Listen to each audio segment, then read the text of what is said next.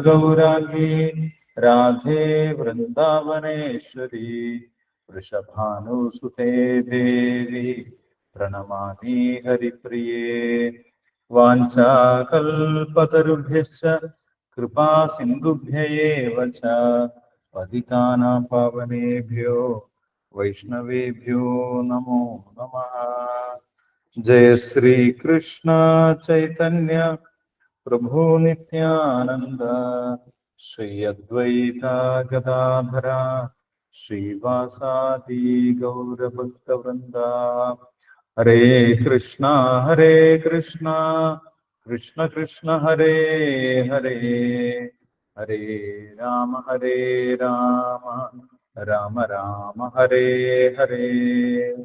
ओम नमो भगवते वासुदेवाय, ओम नमो भगवते वासुदेवाय, ओम नमो भगवते वासुदेवाय।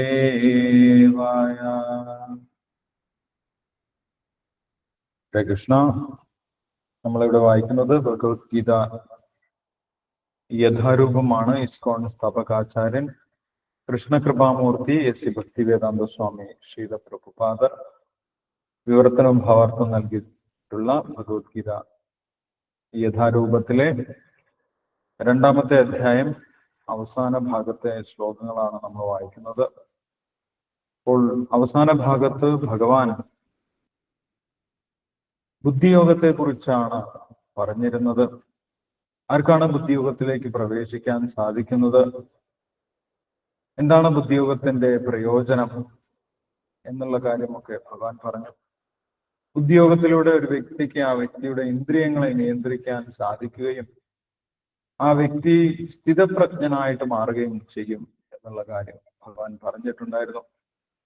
ആ സമയത്ത് അർജുനൻ ചോദിച്ചു, സ്ഥിതപ്രജ്ഞന്റെ ലക്ഷണങ്ങൾ എന്തൊക്കെയാണ് എന്ന് ചോദിച്ച സമയത്ത് ഭഗവാൻ സ്ഥിതപ്രജ്ഞന്റെ ലക്ഷണങ്ങളെ കുറിച്ച് പറഞ്ഞു കൊടുത്തു. ഇന്ദ്രിയങ്ങളെ ആ ഇന്ദ്രിയങ്ങളുടെ വിഷയങ്ങളിൽ നിന്ന് പിൻവലിക്കാൻ സാധിക്കുന്നവനാണ് സ്ഥിതപ്രജ്ഞൻ. യഥാ സംഹരതേച്ഛായം കൂർമോങ്കാനീവ സർവശഃ ഇന്ദ്രിയാണീന്ദ്രിയാർത്ഥേഭ്യ തസ്യ പ്രജ്ഞ പ്രതിഷ്ഠിത. അപ്പോൾ ഇന്ദ്രിയ വിഷയങ്ങളിൽ നിന്നും ഇന്ദ്രിയങ്ങളെ പിൻവലിക്കാൻ സാധിക്കുന്നവനാണ് സ്ഥിതപ്രജ്ഞൻ. ആ വ്യക്തിക്ക് ഭൗതികമായിട്ടുള്ള ആഗ്രഹങ്ങളൊക്കെ, കാമങ്ങളിൽ നിന്ന് ആ വ്യക്തി മുക്തനായിരിക്കും.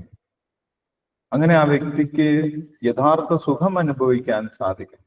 ആ വ്യക്തിക്ക് ഉള്ളിൽ സന്തോഷവും തൃപ്തിയും ഉണ്ടാകും എന്നുള്ള കാര്യമൊക്കെ പറഞ്ഞിട്ടുണ്ടായിരുന്നു. അതുകൊണ്ട് നീയും അർജുന ഒരു സ്ഥിതപ്രജ്ഞനാകുകയാണ് വേണ്ടത്.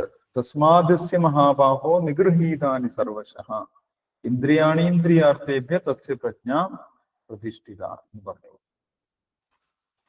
അപ്പോൾ ബുദ്ധിയോഗത്തിൽ പ്രവർത്തിക്കുന്നതിലൂടെ സ്വാഭാവികമായിട്ടും ഒരു വ്യക്തിയുടെ ഇന്ദ്രിയങ്ങളുടെ ത്വരയെ ഒരു വ്യക്തിക്ക് അടക്കാൻ സാധിക്കുകയും അങ്ങനെ സ്ഥിതപ്രജ്ഞനായിട്ടിരിക്കാൻ സാധിക്കുകയും ചെയ്യും എന്നുള്ള കാര്യം ഭഗവാൻ പറഞ്ഞു കൊടുത്തു. പക്ഷെ ലോകത്തിലുള്ള എല്ലാവരും ഈ ഒരു മാർഗത്തിലൂടെ തന്നെയല്ല സഞ്ചരിക്കുന്നത് എന്നുള്ള കാര്യം ഭഗവാൻ പറഞ്ഞു. പ്രധാനമായിട്ട് രണ്ട് രീതിയിൽ സഞ്ചരിക്കുന്ന ആളുകളുണ്ട് എന്ന് 69ാമത്തെ ശ്ലോകത്തിൽ ഭഗവാൻ പറഞ്ഞിട്ടുണ്ടായിരുന്നു. യാ നിശാ സർവഭൂതാനാം തസ്യാം ജാഗ്രതി സംവേദി യസ്യാം ജാഗ്രതി ഭൂതാനി സാ നിശ പശ്യതോ മുനേ. മുനിമാരും ഇന്ദ്രിയങ്ങളെ നിയന്ത്രിക്കുന്നവരും സഞ്ചരിക്കുന്ന മാർഗത്തിലല്ല സാധാരണ ആളുകൾ സഞ്ചരിക്കുന്നത് എന്ന് ഭഗവാൻ പറഞ്ഞിട്ടുണ്ടായിരുന്നു. സാധാരണ എല്ലാവർക്കും അവരുടെ ജീവിതത്തിന്റെ വിജയം എന്ന് പറയുന്നത് ഇന്ദ്രിയ വിഷയങ്ങളുടെ നേട്ടമാണ്. ഏതെങ്കിലും ഒരു ഭൗതികമായിട്ടുള്ള നേട്ടം കിട്ടുന്നതാണ് വിജയം എന്നാണ് സാധാരണഗതിയിൽ ആളുകൾ വിചാരിക്കുന്നത്. എന്നാൽ അതിന്റെ നേരെ വിപരീതമാണ് ഒരു സംയമി, ഒരു മുനി അല്ലെങ്കിൽ ഉദ്യോഗത്തിൽ പ്രവർത്തിക്കുന്ന വ്യക്തി വിചാരിക്കുന്നത് എന്നുള്ളതാണ്. ഇന്ദ്രിയ വിഷയങ്ങളുടെ നിയന്ത്രണമാണ് തന്റെ വിജയം എന്നാണ് ആ വ്യക്തി വിചാരിക്കുന്നത്. അപ്പോൾ ഒരു വ്യക്തി ഇന്ദ്രിയ വിഷയത്തിന് വേണ്ടി പ്രവർത്തിക്കുന്നു, മറ്റൊരു വ്യക്തി ഇന്ദ്രിയ വിഷയങ്ങളിൽ നിന്ന് രക്ഷപ്പെടുന്നതിന് വേണ്ടി പ്രവർത്തിക്കും.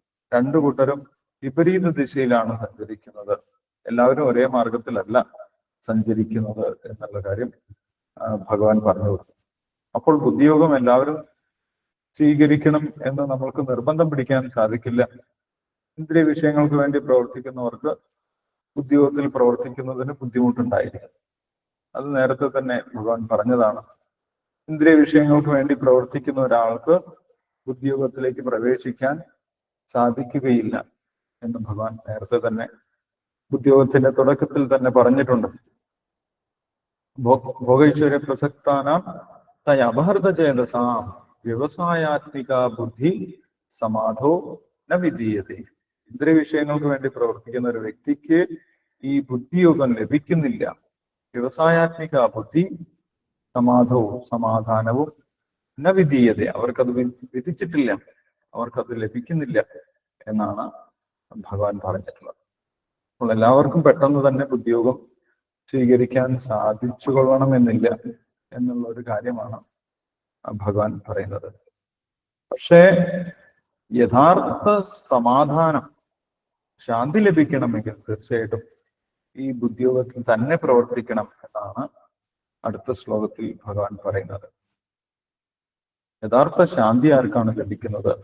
യഥാർത്ഥ സമാധാനം, സംതൃപ്തി, ഉള്ളിൽ തൃപ്തി ആർക്കാണ് ലഭിക്കുന്നത് എന്നുള്ള കാര്യം 70ാമത്തെ ശ്ലോകത്തിൽ ഭഗവാൻ പറഞ്ഞു കൊടുക്കുന്നുണ്ട്. നമുക്ക് വായിക്കാം. അപൂര്യമാണമചല പ്രതിഷ്ഠം സമുദ്രമാപ പ്രവിശന്തി തത്വത്കാമായം പ്രവിശന്തി സർവേ സശാന്തിമാപ്നോതി ന കാമകാമീ.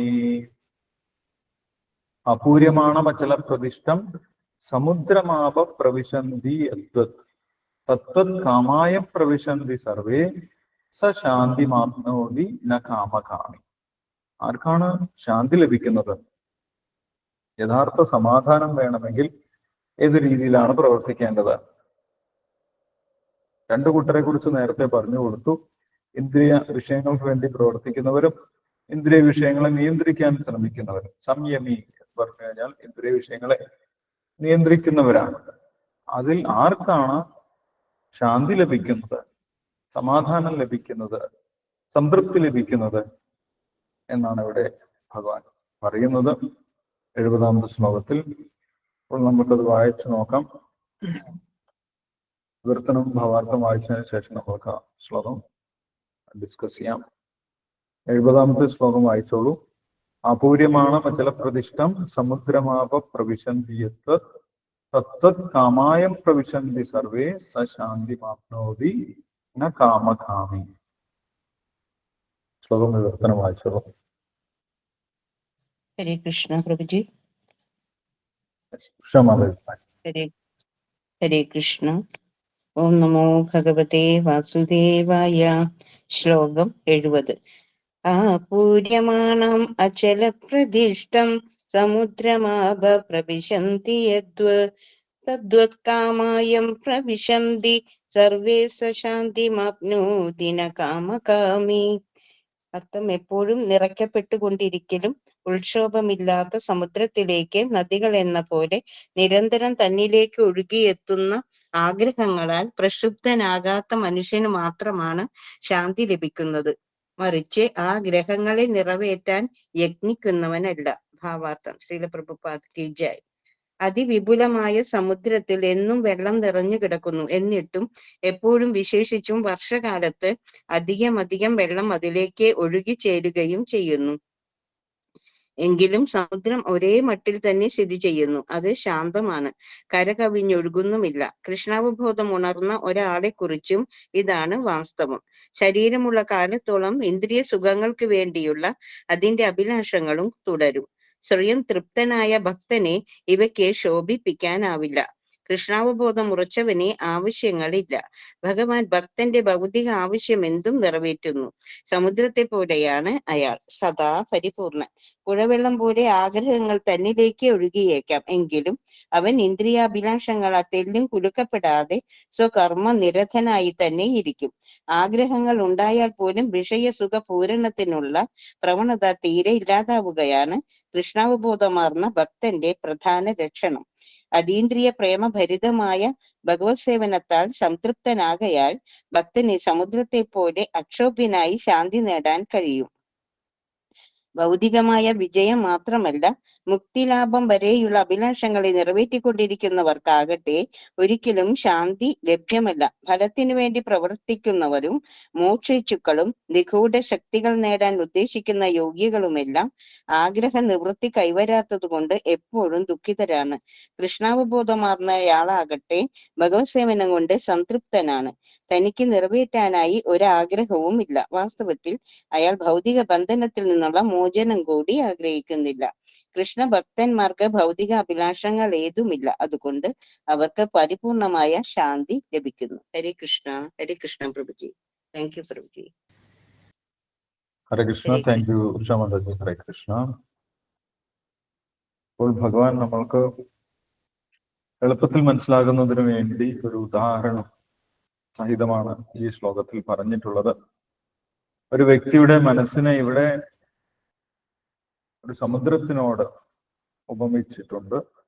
ആപൂര്യമാണം അചലപ്രതിഷ്ഠം സമുദ്രമാവ പ്രവിശന്തി യത്. ആ സമുദ്രത്തിന്റെ പ്രത്യേകതയും ഭഗവാൻ പറഞ്ഞു തരുന്നുണ്ട്. എന്താണ് ആ സമുദ്രത്തിന്റെ പ്രത്യേകത? ആപൂര്യമാണ്. എപ്പോഴും സമുദ്രത്തിലേക്ക് നദികളിലൂടെ വെള്ളം ഒഴുകി എത്തിക്കൊണ്ടേയിരിക്കുന്നു. നദികളിൽ കുറച്ച് വെള്ളം കൂടിക്കഴിഞ്ഞാൽ അത് കരകവിഞ്ഞൊഴുകുന്നത് നമുക്ക് കാണാൻ സാധിക്കും. പുഴകൾ, നദികളൊക്കെ കരകവിഞ്ഞൊഴുകി വലിയ പ്രളയമൊക്കെ ഉണ്ടാകും. എന്നാൽ ലോകത്തിലുള്ള എല്ലാ പുഴകളും എല്ലാ നദികളും സമുദ്രത്തിലേക്ക് ഒഴുകിയിരിക്കുന്നു. പക്ഷെ ആ സമുദ്രം ഒരിക്കലും അങ്ങനെ ഒരു പ്രളയം ഉണ്ടാക്കുന്നില്ല. സമുദ്രം ഒരിക്കലും വീണ്ടും കരയിലേക്ക് കയറി പോകുന്നില്ല. അതാണ് സമുദ്രത്തിന്റെ പ്രത്യേകത.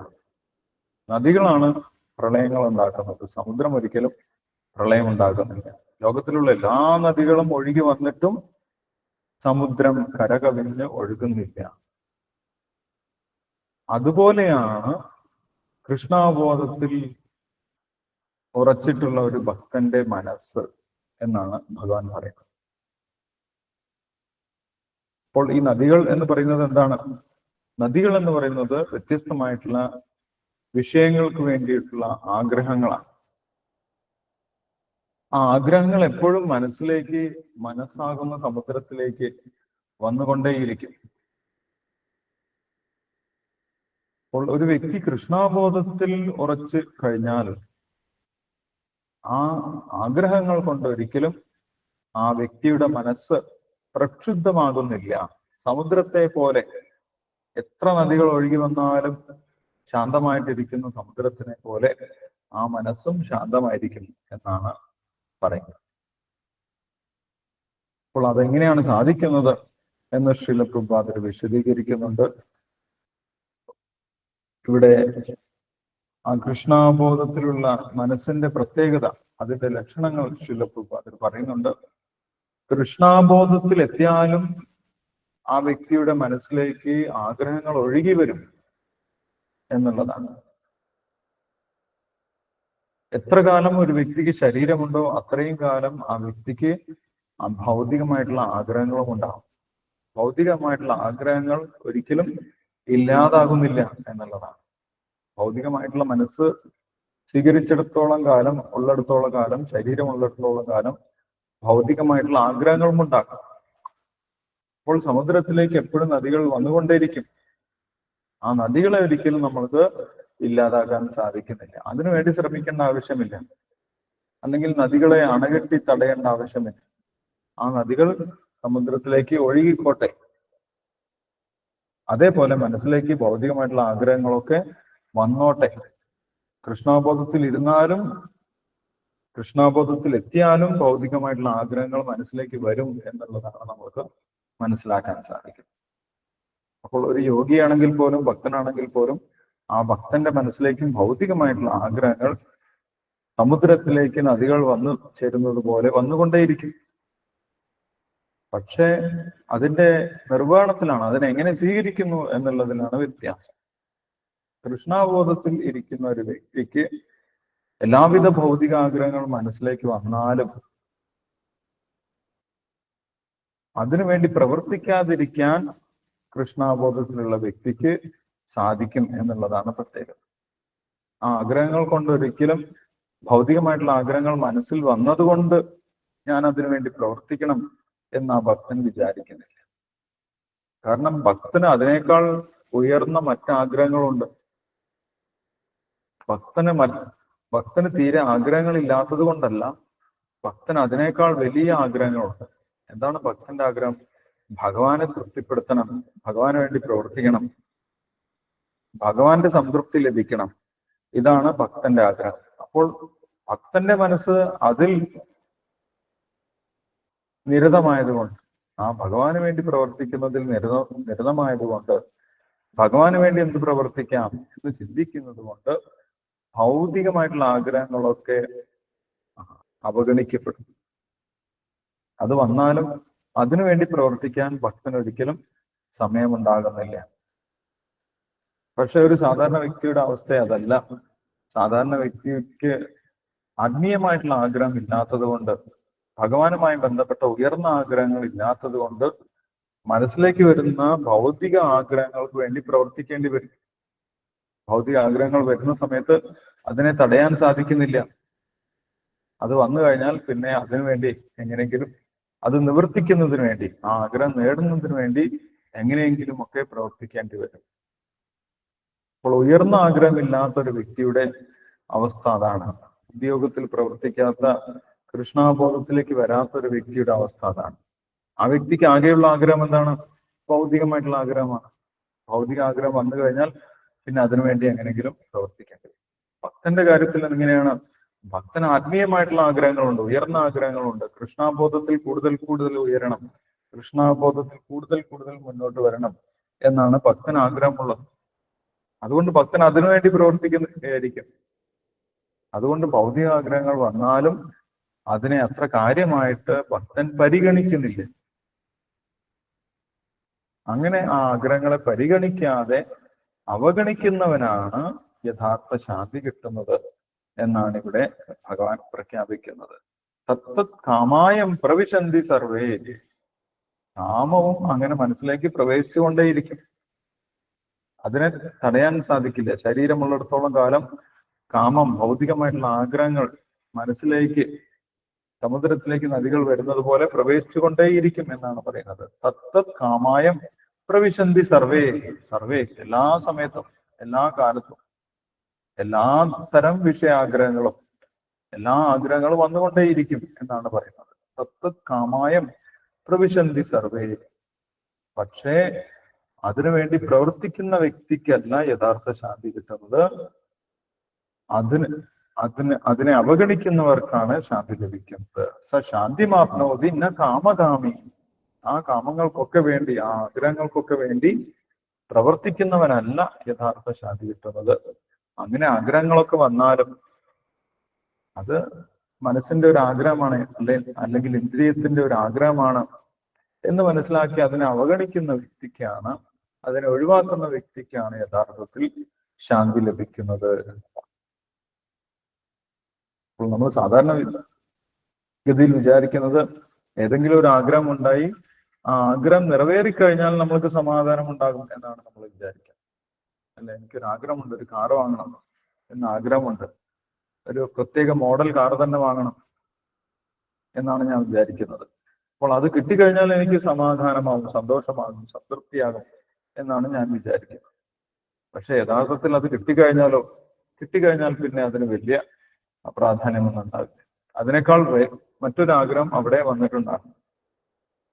അപ്പോൾ ഒരിക്കലും അങ്ങനെ ആഗ്രഹങ്ങൾ നിറവേറിയത് കൊണ്ട് മാത്രം ഒരു വ്യക്തിക്ക് ശാന്തി, സമാധാനം, സംതൃപ്തി ലഭിക്കുന്നില്ല എന്നാണ്. ആഗ്രഹത്തിന്റെ പുറകെ പോകുന്നവനല്ല ശാന്തി ലഭിക്കുന്നത്, ആഗ്രഹങ്ങളെ അവഗണിക്കുന്നവനാണ് ശാന്തി ലഭിക്കുന്നത്. പക്ഷെ എങ്ങനെ അവഗണിക്കാൻ സാധിക്കും? ഉയർന്ന ആഗ്രഹങ്ങൾ കൊണ്ടാണ് താഴ്ന്ന ആഗ്രഹങ്ങളെ അവഗണിക്കുന്നത്. അത് നേരത്തെ തന്നെ ഭഗവാൻ പറഞ്ഞു തന്നിട്ടുണ്ട്. വിഷയാ വിനിവർത്തന്റെ നിരാഹാരസ്യ ദേഹിന രസവർജം രസോപ്യസ്യ പരം ദൃഷ്ട നിവർത്തത.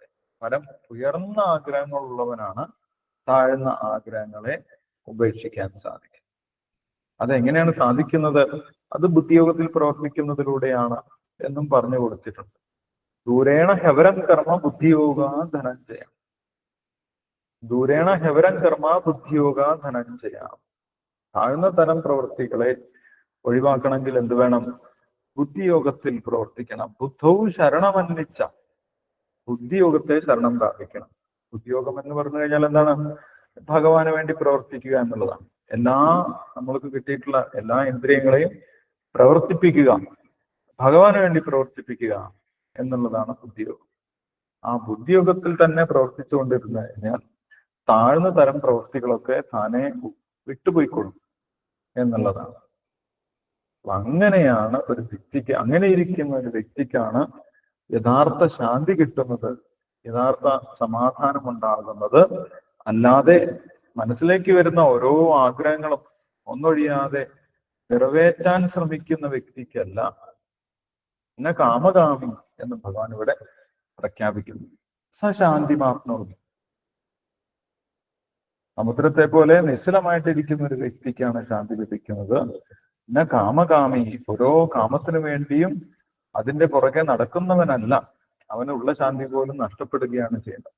അല്ലെ, ആ നഷ്ടപ്പെടുന്നതിന്റെ സ്റ്റെപ്പുകൾ, അതിന്റെ ഘട്ടങ്ങളൊക്കെ ഭഗവാൻ പറഞ്ഞു തന്നിട്ടുണ്ട്. ധ്യായതോ വിഷയാൻ പുംസ സംഘസ്തേഷു ഉപജായതേ സംഘാത് സഞ്ജായതേ കാമ കാമാത് ക്രോധോപിജായതേ ക്രോധാത് ഭവതി സമ്മോഹ സ്മൃതി വിഭ്രമ സ്മൃതിഭ്രംശാത് ബുദ്ധിനാശോ ബുദ്ധിനാശാത് പ്രണശ്യതേ. അപ്പോൾ കൃഷ്ണാബോധത്തിൽ, ഭഗവാന്റെ സേവനത്തിൽ ഉറച്ചു നിൽക്കുന്ന ഒരു വ്യക്തിക്ക് മാത്രമാണ് ഈ ഒരു ആഗ്രഹത്തിന്റെ തള്ളിക്കയറ്റത്തെ നിയന്ത്രിക്കാൻ സാധിക്കുന്നത്. അല്ലാത്ത ഒരു വ്യക്തിയുടെ മനസ്സ് വിഷയചിന്തകൾ വരുന്ന സമയത്ത് നങ്കൂരമിടാത്ത ഒരു തോണിയെ പോലെ, കരയിൽ കെട്ടിയിടാത്ത ഒരു തോണിയെ പോലെ, വായുർ നാവം ഹിമാംബസി എന്ന് പറഞ്ഞു. കെട്ടിയിടാത്ത ഒരു തോണിയിൽ കാറ്റ് പിടിക്കുന്ന സമയത്ത് എന്ത് സംഭവിക്കും? അത് ലക്ഷ്യമൊന്നുമില്ലാതെ എവിടേക്കെങ്കിലും ഒക്കെ അലഞ്ഞു പോകും, അല്ലെങ്കിൽ അത് മറിഞ്ഞു പോകും, വെള്ളത്തിൽ മറിഞ്ഞു പോകും. അങ്ങനെ സംഭവിക്കും. പക്ഷെ കരയിൽ അതിനെ കെട്ടിയിട്ടിട്ടുണ്ടെങ്കിലോ അതിനെ കാറ്റ് പിടിക്കുന്നില്ല. കാറ്റ് പിടിച്ചാലും അതിനെ എങ്ങോട്ട് പോകാൻ അനുവദിക്കുന്നില്ല. അതിനാണ് ബുദ്ധിയോഗം എന്ന് പറയുന്നത്. ഭഗവാന്റെ സേവനത്തിൽ മനസ്സിനെ കെട്ടിയിടുക, ഭഗവാന്റെ സേവനത്തിൽ മനസ്സിനെ ബന്ധിപ്പിക്കുക.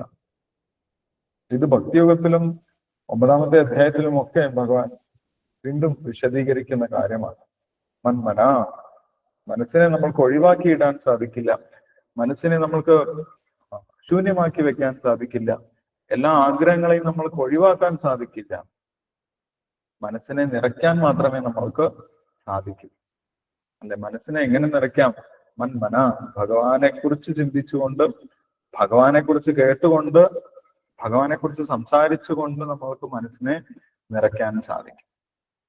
അതാണ് ചെയ്യേണ്ടത് എന്നാണ് പറയുന്നത്. ശൃണ്ണതാം സ്വകഥാ കൃഷ്ണ. ഭഗവാനെ കുറിച്ച് നിരന്തരം കേട്ടുകൊണ്ടിരുന്നു കഴിഞ്ഞാൽ മനസ്സ് നിറഞ്ഞോ. ആ നിറഞ്ഞ മനസ്സിൽ പിന്നെ ഭൗതികമായിട്ടുള്ള ആഗ്രഹങ്ങൾ വന്നാലും ആ മനസ്സിനെ ആഗ്രഹങ്ങൾ ശല്യപ്പെടുത്തുന്നില്ല എന്നുള്ളതാണ്. നിറഞ്ഞ മനസ്സായിരിക്കണം. ഭഗവാനെ കൊണ്ട്, ഭഗവാന്റെ ലീലകൾ കൊണ്ട്, ഭഗവാനെ കുറിച്ചുള്ള ശ്രവണം കൊണ്ട് നിറഞ്ഞ മനസ്സാണെങ്കിൽ, സംതൃപ്തിയുള്ള മനസ്സാണെങ്കിൽ പിന്നെ ആ മനസ്സിനെ ഭൗതികമായിട്ടുള്ള ആഗ്രഹങ്ങൾ ശല്യപ്പെടുത്തുന്നില്ല. ഭൗതികമായിട്ടുള്ള ആഗ്രഹങ്ങൾ വരും, ഭക്തന്മാർക്കാണെങ്കിൽ പോലും ഭൗതികമായിട്ടുള്ള ആഗ്രഹങ്ങൾ വരും. പക്ഷെ അത് പ്രക്ഷുബ്ധമാകുന്നില്ല എന്നാണ് ഭഗവാൻ ഇവിടെ പറഞ്ഞു തരുന്നത്. അപ്പോൾ ആ ഒരു ഉദാഹരണം വെച്ചിട്ടാണ് ഭഗവാൻ പറയുന്നത്, അപൂര്യമാണം അചലപ്രതിഷ്ഠം സമുദ്രമാവ പ്രവിശന്തി തത്തത് കാമായം പ്രവിശന്തി സർവേ സ ശാന്തിമാപ്നോതി ന കാമക. അചലപ്രതിഷ്ഠ, എപ്പോഴും സമുദ്രത്തിലേക്ക് നദികളിലൂടെ വെള്ളം ഒഴുകി വന്നാലും ആ സമുദ്രം അചലമാണ്, അചലം, അനങ്ങാതെ പ്രതിഷ്ഠമാണ്. അതെങ്ങോട്ടും കരകവിഞ്ഞു പോകുന്നില്ല. അല്ല, വേണമെങ്കിൽ സമുദ്രത്തിന് എല്ലാ കരയും മുക്കാൻ സാധിക്കും. അത്രയ്ക്കും ജലം സമുദ്രത്തിലുണ്ട്. ലോകത്തിന്റെ 70% ജലം തന്നെയാണ്, സമുദ്രമാണ്. ബാക്കി 30% കുറച്ച് മാത്രമേ കരയുള്ളൂ. വേണമെങ്കിൽ സമുദ്രത്തിന് ആ കരയെ മുഴുവൻ മുക്കി വെള്ളത്തിലാക്കാൻ സാധിക്കും. പക്ഷെ എന്നിട്ടും വർഷം മുഴുവൻ സമുദ്രത്തിലേക്ക് ജലം വന്നു ചേർന്നിട്ടും നദികൾ ഒഴുകിയിട്ടും സമുദ്രം അങ്ങനെ തന്നെ ഇരിക്കുന്നു. അതാണ് അചലപ്രതിഷ്ഠം എന്ന് പറയുന്നത്. അതേപോലെയാണ് കൃഷ്ണാബോധത്തിൽ മുഴുകിയിട്ടുള്ള മനസ്സ്, കൃഷ്ണാബോധം കൊണ്ട് നിറഞ്ഞ മനസ്സ്, കൃഷ്ണാബോധം കൊണ്ട് സംതൃപ്തമായിട്ടുള്ള മനസ്സിനെ എല്ലാവിധ ആഗ്രഹങ്ങൾ വന്നു ചേർന്നാലും അതിനെ പ്രക്ഷുബ്ധമാക്കാൻ സാധിക്കുന്നില്ല, അതിനെ ശല്യപ്പെടുത്താൻ സാധിക്കുന്നില്ല എന്ന് പറയാം. അപ്പൊ അങ്ങനെയുള്ള ഒരു വലിയ അനുഗ്രഹമാണ് ഈ ഒരു കൃഷ്ണാബോധം എന്നുള്ള കാര്യം ഭഗവാൻ പറഞ്ഞു തരികയാണ്. അങ്ങനെയാണ് യഥാർത്ഥ ശാന്തി ലഭിക്കുന്നത്, അങ്ങനെയാണ് യഥാർത്ഥ സമാധാനം ലഭിക്കുന്നത്. അല്ലാതെ മനസ്സിൽ വിചാരിച്ച എല്ലാ കാര്യങ്ങളും നടത്തുന്നതിലൂടെയല്ല ശാന്തിയും സമാധാനം ലഭിക്കുന്നത് എന്നുള്ള കാര്യമാണ് ഭഗവാൻ പറഞ്ഞു തരുന്നത്. ഇതൊരു ടെക്നിക്കാണ്, അല്ലെ, ഇതൊരു സൂത്രവാക്യമാണ്. എങ്ങനെയാണ് ശാന്തി ലഭിക്കുന്നത് എന്നുള്ളതിൽ ഒരു സൂത്രവാക്യമാണ് ഭഗവാൻ നമ്മൾക്ക് പറഞ്ഞു തന്നിട്ടുള്ളത്. യെസ്, ആ ശാന്തി ലഭിക്കുന്നതോടുകൂടി ഉണ്ടാകുന്ന മാറ്റത്തെക്കുറിച്ച്, മനസ്സിലുണ്ടാകുന്ന മാറ്റത്തെക്കുറിച്ച് അടുത്ത ശ്ലോകത്തിൽ പറയുന്നുണ്ട്. വിഹായ കാമാന്യ സർവാൻ പുമാം ശരതി നിസ്പൃഹഃ നിർമ്മമോ നിരഹങ്കാരഃ സശാന്തിം അധിഗച്ഛതി. ആ ശാന്തനായിട്ടുള്ള മനസ്സിന്റെ പ്രത്യേകത എന്താണെന്ന് അടുത്ത ശ്ലോകത്തിൽ പറയുന്നത്. 71ാമത്തെ ശ്ലോകത്തിൽ. ഇപ്പോൾ നമുക്ക് ആ ശ്ലോകം കൂടി വായിക്കാം. 71ാമത്തെ ശ്ലോകത്തിന്റെ വിവർത്തനം ഭാവാർത്ഥം വായിച്ചോളൂ. അതിനുശേഷം നമുക്ക് ഡിസ്കസ് ചെയ്യാം.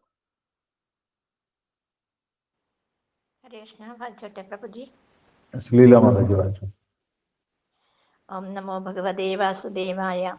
വിഹായ കാമാന്യ സർവാൻ പുമാംശ്ചരതി നിസ്പൃഹഃ നിർമ്മമോ നിരഹങ്കാര സശാന്തിമധിഗച്ഛതി. എല്ലാ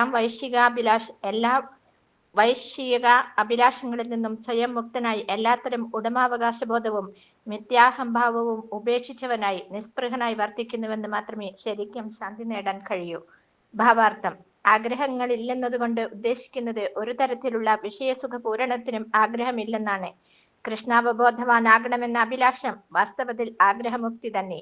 തന്റെ യഥാർത്ഥ സ്ഥിതി കൃഷ്ണന്റെ നിത്യദാസൻ എന്ന നിലയിലാണെന്നറിഞ്ഞ് ഈ ശരീരമാണ് താനെന്ന വ്യാമോഹത്താൽ ഒന്നും അവകാശപ്പെടാതെയും ലോകത്തിൽ ഏതൊരു വസ്തുവിലും ഉടമാവകാശം കരുതാതെയും ജീവിക്കലാണ് കൃഷ്ണാവബോധത്തിന്റെ പരമകാഷ്ഠ. ഈ സമ്പൂർണ്ണ സ്ഥിതിയിലെത്തിയവർക്ക് ഏതൊന്നിന്റെയും ഉടമ കൃഷ്ണൻ മാത്രമാണെന്നും തന്മൂലം എന്തും കൃഷ്ണന്റെ സംതൃപ്തിക്കായി മാത്രം ഉപയോഗിക്കണമെന്നും അറിയാം. അർജുനന് സ്വന്തം സുഖത്തെ ലക്ഷ്യമാക്കി യുദ്ധം ചെയ്യാൻ താല്പര്യമുണ്ടായിരുന്നില്ല. എങ്കിലും കൃഷ്ണാവബോധം ഉളവായപ്പോൾ കൃഷ്ണന്റെ വരുതിയനുസരിച്ച് അദ്ദേഹം പ്രവർത്തിച്ചു. തനിക്ക് ആഗ്രഹമില്ലെങ്കിലും കൃഷ്ണന് വേണ്ടി അദ്ദേഹം യുദ്ധത്തിൽ കഴിവത്രയും ഉപയോഗിക്കുകയും ചെയ്തു. കൃഷ്ണനെ പ്രീതിപ്പെടുത്താനുള്ള അഭിലാഷം വാസ്തവത്തിൽ നിഷ്കാമതയാണ്. ആഗ്രഹങ്ങളെ ഒഴിച്ചുകളയാനുള്ള കൃത്രിമ പ്രയത്നമല്ല. ജീവാത്മാവിന് നിരീന്ദ്രിയനോ നിരാഗ്രഹനോ ആയിരിക്കാൻ വയ്യ. എന്നാൽ ആഗ്രഹങ്ങളുടെ വൈശിഷ്ട്യം വളർത്തേണ്ടതുണ്ട്. ഭൗതിക തൃഷ്ണകളിൽ നിന്ന് മുക്തനായ ഒരാൾ സർവ്വപദാർത്ഥങ്ങളും കൃഷ്ണന്റേതാണെന്ന് മനസ്സിലാവുന്നതുകൊണ്ട് ഈശാവാസമിതം സർവം, യാതൊന്നിന്റെയും ഉടമാധികാരം അവകാശപ്പെടുകയില്ല. ഓരോ ജീവാത്മാവും ആത്മീയ സത്ത കൊണ്ട് കൃഷ്ണന്റെ ചെറിയൊരു അംശമാണെന്നും അങ്ങനെയുള്ള അതിന്റെ നില ഒരിക്കലും കൃഷ്ണന്റേതിനോട് തുല്യമോ അതിലും ഉയർന്നതോ ആവാൻ വയ്യെന്നുമുള്ള അറിവാണ് ആത്മസാക്ഷാത്കാരത്തിന്റെ ഫലമായ അതീന്ദ്രിയ ജ്ഞാനം. ഈ കൃഷ്ണാവബോധം തന്നെ യഥാർത്ഥ സമാധാനത്തിന്റെ മൗലിക തത്വം. ഹരേ കൃഷ്ണ കൃഷ്ണ കൃഷ്ണ ഹരേ ഹരേ, ഹരേ രാമ രാമ രാമ ഹരേ ഹരേ. ഹരേ കൃഷ്ണ പ്രഭുജി. ഹരേ കൃഷ്ണ. Thank you Leela Mataji. ഹരേ കൃഷ്ണ. അപ്പോൾ ആ ബുദ്ധിയോഗത്തിൽ പ്രവർത്തിച്ച് യഥാർത്ഥ ശാന്തി ലഭിക്കുന്നതിന്റെ ശാസ്ത്രം, എന്തുകൊണ്ടാണ് യഥാർത്ഥ ശാന്തി ലഭിക്കുന്നത് എന്നതിന്റെ വിശദീകരണമാണ് ഭഗവാൻ ഈ ശ്ലോകത്തിൽ പറയുന്നത്.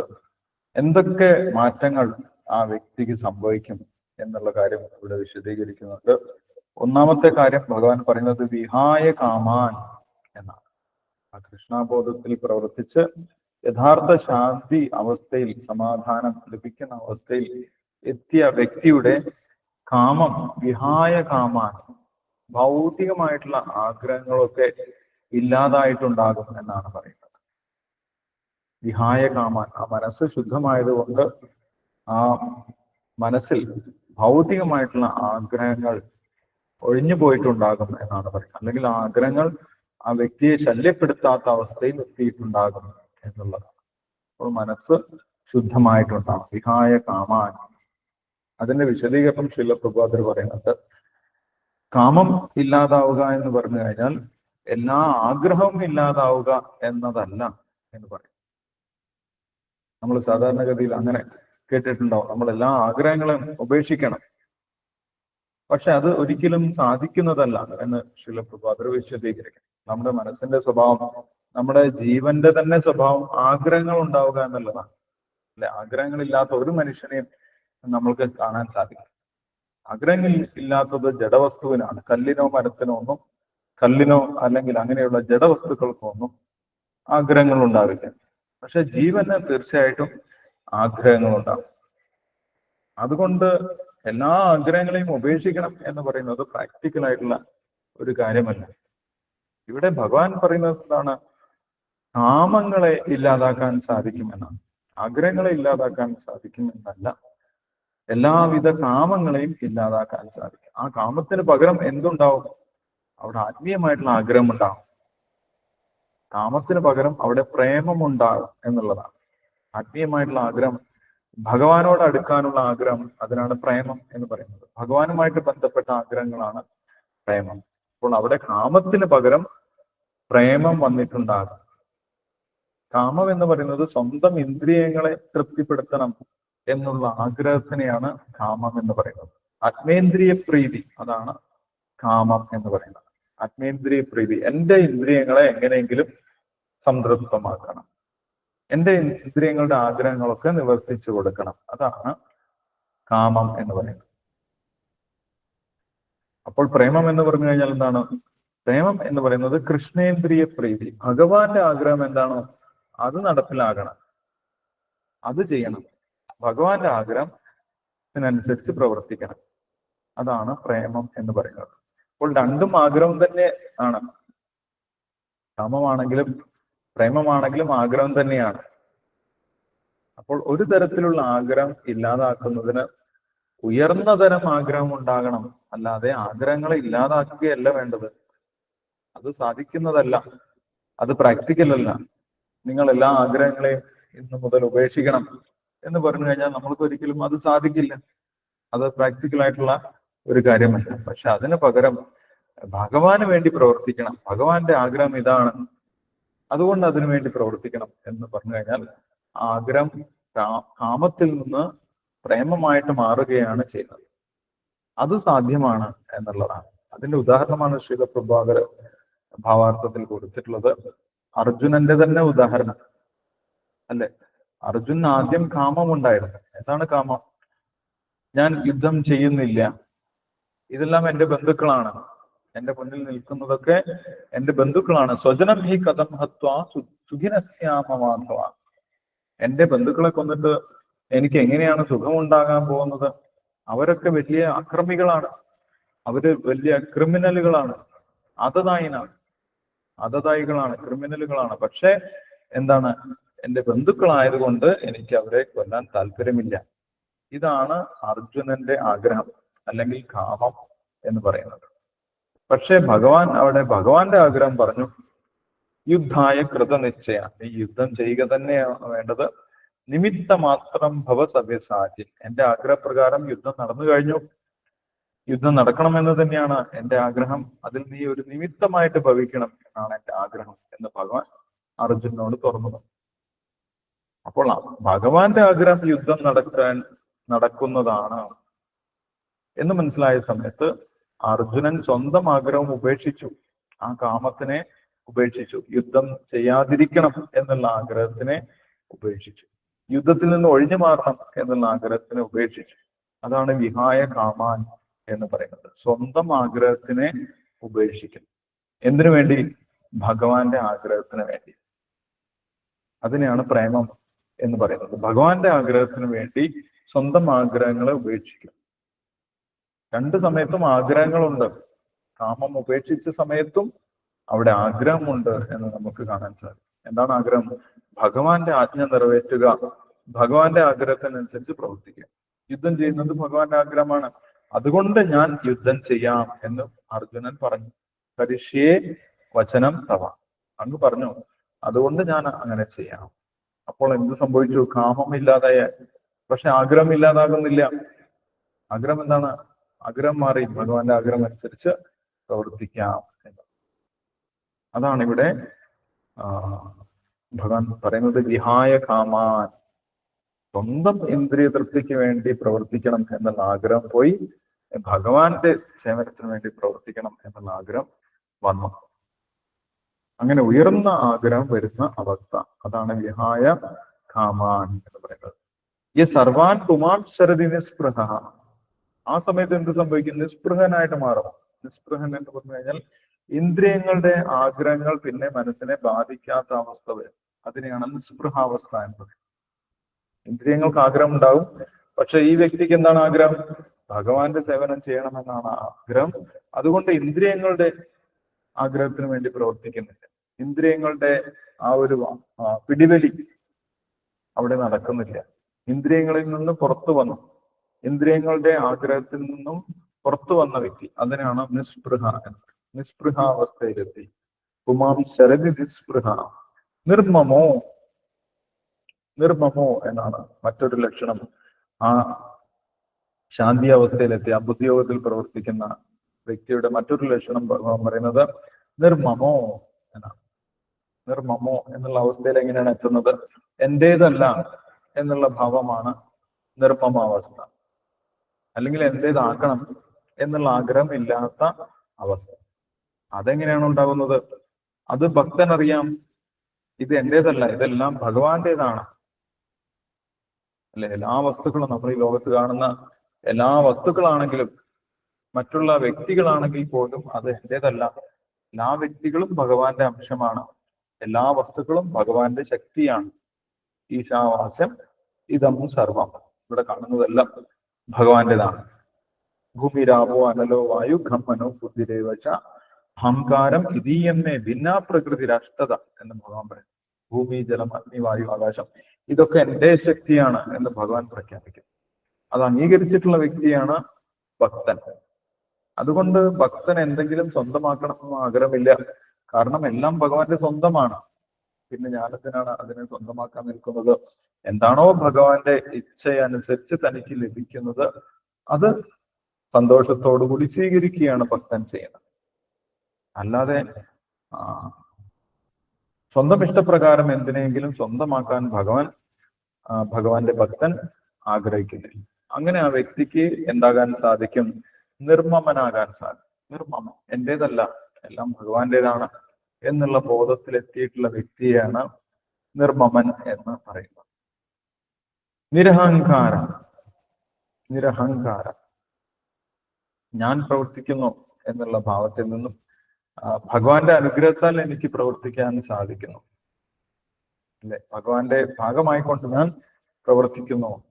നിരഹങ്കാരം, ആ ഭാവത്തിലെത്താനും ഒരു ഭക്തന് ബുദ്ധിയോഗത്തിലൂടെ സാധിക്കും. ഇങ്ങനെ ഒരു വസ്തുവിനെയും സ്വന്തമാക്കണമെന്ന് ആഗ്രഹമില്ലാത്ത സമയത്ത്, എന്റേതല്ല എന്നുള്ള ഭാവത്തിലെത്തുന്ന സമയത്ത് സ്വാഭാവികമായിട്ടും ആ വ്യക്തിക്ക് ശാന്തി ഉണ്ടാകും, അല്ലെങ്കിൽ സമാധാനം ഉണ്ടാകും. ഇതെല്ലാം എന്റേതാക്കണം എന്നുള്ള ഭാവത്തിൽ ഇരിക്കുന്ന സമയത്താണ്, എന്നുള്ള ചിന്തയിൽ ഇരിക്കുന്ന സമയത്താണ് ആ വ്യക്തിക്ക് സമാധാനമില്ലാത്തത്, ആ വ്യക്തിക്ക് സ്വസ്ഥതമില്ലാത്തത്, അല്ലെ? മറ്റുള്ളവരെല്ലാം പലതും നേടുന്നു, എനിക്കൊന്നും നേടാൻ സാധിക്കുന്നില്ല, എനിക്കൊന്നും എന്റേതായിട്ട് സ്വന്തമാക്കാൻ സാധിക്കുന്നില്ല എന്നുള്ള വിചാരത്തിൽ വലിയ അസ്വസ്ഥനാണ്. പക്ഷേ ബുദ്ധിയോഗത്തിൽ, ഭക്തിയോഗത്തിൽ വന്ന വ്യക്തിക്കറിയാം ഭഗവാന്റേതാണ്, ഞാനൊന്നും സ്വന്തമാക്കേണ്ട ആവശ്യമില്ല. ഭഗവാൻ എൻ്റെ ആഗ്രഹങ്ങളൊക്കെ നിറവേറ്റി തരുന്നുണ്ട്. എൻ്റെ ആത്മീയമായിട്ടുള്ള ആഗ്രഹങ്ങൾ, ഭക്തിയിൽ പുരോഗമിക്കുന്നതിന്, ഭക്തിയിൽ കൂടുതൽ മുന്നേറുന്നതിനുള്ള ആവശ്യമായിട്ടുള്ള എല്ലാ സൗകര്യങ്ങളും ഭഗവാൻ നൽകുന്നുണ്ട്. അതുകൊണ്ട് തന്നെ ആ ഭക്തൻ തൃപ്തനായിരിക്കും. അങ്ങനെ ആ വ്യക്തിക്ക് യഥാർത്ഥ സമാധാനം അനുഭവിക്കാൻ സാധിക്കുമെന്നാണ് പറയുന്നത്. സശാന്തി അധിഗച്ഛതി. ആ ഒരു അവസ്ഥയിലെത്തിയ വ്യക്തിക്കാണ് ശാന്തി ലഭിക്കുന്നത് എന്ന് പറയും. വിഹായ കാമാന്യ സർവാൻ പുമാം ശരതി നിസ്പൃഹ നിർമ്മമോ നിരഹങ്കാര സശാന്തി അധിഗച്ഛതി. ഭഗവാന്റെ ആഗ്രഹത്തിന് വേണ്ടിയാണ് ഞാൻ പ്രവർത്തിക്കേണ്ടത്, എന്റെ ആഗ്രഹത്തിന് വേണ്ടിയല്ല പ്രവർത്തിക്കേണ്ടത്. അതുകൊണ്ട് ഇന്ദ്രിയങ്ങൾക്ക് വേണ്ടിയല്ല ഞാൻ പ്രവർത്തിക്കേണ്ടത്. എല്ലാ വസ്തുക്കളും ഭഗവാന്റെ ഉടമസ്ഥതയിലുള്ളതാണ്. അതുകൊണ്ട് ഞാനൊന്നും ഉടമസ്ഥതയിലാക്കേണ്ട ആവശ്യമില്ല. ഭഗവാൻ തനിക്ക് ആവശ്യമായിട്ടുള്ള കാര്യങ്ങളെല്ലാം ഭൗതികമാണെങ്കിലും ആത്മീയമാണെങ്കിലും തന്നുകൊള്ളും എന്നുള്ള ബോധ്യത്തിൽ ഇരിക്കുന്ന വ്യക്തിക്കാണ് സമാധാനമുള്ളത്, അല്ലെങ്കിൽ യഥാർത്ഥ ശാന്തി അനുഭവിക്കാൻ സാധിക്കുന്നത് എന്നാണ് ഇവിടെ ഭഗവാൻ പറയുന്നത്. അതെങ്ങനെയാണ് കിട്ടുന്നത്? ഇത് പെട്ടെന്ന് നമ്മൾക്ക് കിട്ടുന്ന ഒരു കാര്യമല്ല. ഈ ഒരു ബോധ്യം, അല്ലെ, ഭഗവാന്റെ അനുഗ്രഹത്താൽ എനിക്ക് എല്ലാം കിട്ടും, ഭഗവാന്റെ അനുഗ്രഹത്താൽ എനിക്ക് സമാധാനമായിട്ട് ജീവിക്കാൻ സാധിക്കും, ഭഗവാന് വേണ്ടി പ്രവർത്തിക്കുന്നതാണ് എൻ്റെ ജീവിതത്തിന്റെ ലക്ഷ്യം എന്നുള്ള ഒരു ബോധ്യം വരണമെങ്കിൽ അത്ര എളുപ്പമല്ല. ചില ആളുകൾക്ക് വളരെ എളുപ്പത്തിൽ ലഭിക്കും, ചില ആളുകൾക്ക് അത്ര എളുപ്പത്തിൽ ലഭിക്കുന്നില്ല. ആർക്കാണ് അത് ലഭിക്കുന്നത് എന്നാണ് അടുത്ത ശ്ലോകത്തിൽ ഭഗവാൻ വ്യക്തമാക്കുന്നത്. അപ്പോൾ അത് നമുക്ക് അടുത്ത ദിവസം വായിക്കാം. ഇപ്പോൾ വായിച്ച 2 ശ്ലോകത്തിൽ എന്തെങ്കിലും സംശയങ്ങളുണ്ടെങ്കിൽ നമുക്കിപ്പോൾ ഡിസ്കസ് ചെയ്യാം. നമ്മൾ വായിച്ച 2 ശ്ലോകങ്ങൾ 70ഉം 71 ശ്ലോകങ്ങൾ. ആപൂര്യമാണം അചലപ്രതിഷ്ഠം സമുദ്രമാപ പ്രവിശന്തി യത്വത് തത്വത് കാമായം പ്രവിശന്തി സർവേ ശാന്തി മാനോതി ന കാമകാമി. ഇന്ദ്രിയ തൃപ്തിക്ക് വേണ്ടി പ്രവർത്തിക്കുന്നവനല്ല, ഇന്ദ്രിയങ്ങൾ എന്തെല്ലാം ആഗ്രഹങ്ങൾ പറഞ്ഞാലും അതിനെ ഒഴിവാക്കാൻ സാധിക്കുന്നവനാണ് യഥാർത്ഥ സമാധാനം ലഭിക്കുന്നത് എന്നാണ് 70ാമത്തെ ശ്ലോകത്തിൽ പറഞ്ഞിട്ടുള്ളത്. ആ അവസ്ഥയിലെത്തിയ വ്യക്തിയുടെ മറ്റു ലക്ഷണങ്ങളാണ് 71ാമത്തെ ശ്ലോകത്തിൽ പറയുന്നത്. അവൻ വിഹായ കാമാനായിരിക്കും, സ്വന്തമായിട്ട് ഇന്ദ്രിയ തൃപ്തിക്ക് വേണ്ടി പ്രവർത്തിക്കാത്തവനായിരിക്കും, നിസ്പൃഹനായിരിക്കും, ഇന്ദ്രിയങ്ങളുടെ വാസനയിൽ നിന്ന് മുക്തനായവനായിരിക്കും, നിർമ്മമോ, ഈ ലോകത്തിലുള്ളതെല്ലാം എന്റേതാക്കണം എന്നുള്ള ആഗ്രഹമില്ലാത്തവനായിരിക്കും, നിരഹങ്കാര, ഭഗവാന്റെ അനുഗ്രഹത്താൽ മാത്രമേ തനിക്ക് എന്തെങ്കിലും പ്രവർത്തിക്കാൻ സാധിക്കുകയുള്ളൂ എന്ന ബോധ്യത്തിലെത്തിയവനായിരിക്കും. അങ്ങനെയുള്ള വ്യക്തിക്ക് യഥാർത്ഥ ശാന്തി ലഭിക്കും, സമാധാനം ലഭിക്കും എന്നാണ് 71ാമത്തെ ശ്ലോകത്തിൽ ഭഗവാൻ പറയുന്നത്. അങ്ങനെ തന്നെ ഇരുന്നു കഴിഞ്ഞാൽ, ഈ ബോധ്യത്തിൽ തന്നെ ഇരുന്നു കഴിഞ്ഞാൽ എന്താണ് കിട്ടാൻ പോകുന്നത്, എന്താണ് പ്രയോജനം എന്ന് അടുത്ത ശ്ലോകത്തിൽ പറയുന്നുണ്ട്. അതാണ് 2ാമത്തെ അധ്യായത്തിന്റെ ചുരുക്കമായിട്ടുള്ള ശ്ലോകം, അവസാനത്തെ ശ്ലോകം. അത് നമുക്ക് അടുത്ത ദിവസം വായിക്കാം.